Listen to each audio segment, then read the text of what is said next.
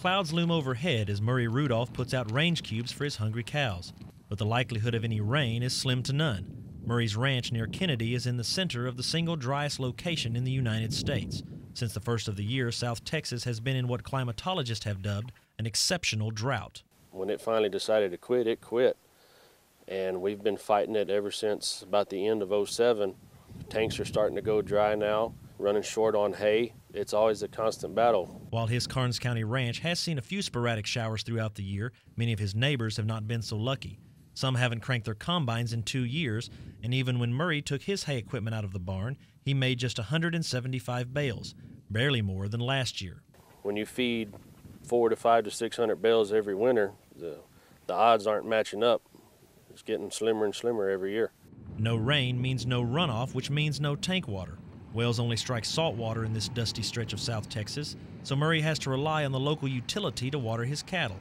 He is also a third-generation conservation contractor, so his bulldozers and trucks have actually been paying his bloated water bills. In fact, some parts of that business have actually picked up in the last few months, especially hauling cattle to market. That's been pretty steady.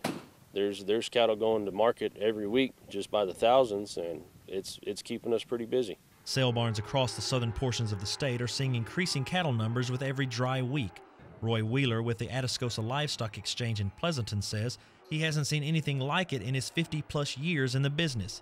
He estimates that 2/3 of the cattle in Atascosa County have been sold. People are bringing their cattle in because it costs too much to feed them. You can't buy hay. Hay's too expensive. Tubs, we're using molasses tubs. They're too expensive. We fed up the calves. Now we're feeding up the cows.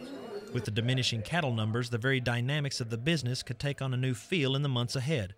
Roy says it's impossible to make any money right now, and those who sell out may not have enough collateral for banks to lend them money to restock when it does start raining. One bright spot in an otherwise bleak situation is that for those who do decide to sell, cattle prices have remained strong, in large part to out-of-state buyers looking for a bargain. We've had some buyers from Oklahoma, some from Missouri, a few from West Colorado. They're catching 4, 5, 6 buyers coming out of Louisiana and Arkansas, and they are keeping the prices up. Many of Murray's cows have already been through the local sale in Kennedy, as he has been forced to downsize his herd because of the dry conditions. He says if things don't improve soon, then many more are destined for the sale barn. I've still got about 220 mama cows right now, and if we don't make any more hay, I'm going to have to probably cut that in half to make it on the hay that I do have left for the winter. But Murray is quick to point out that things will turn around, eventually. It's this kind of optimism and determination that keeps him going with parched ground and an uncertain future. Like my dad always told me, he said, we're a day closer every day to a good rain. So all we can do is hope and pray that it'll turn around one day.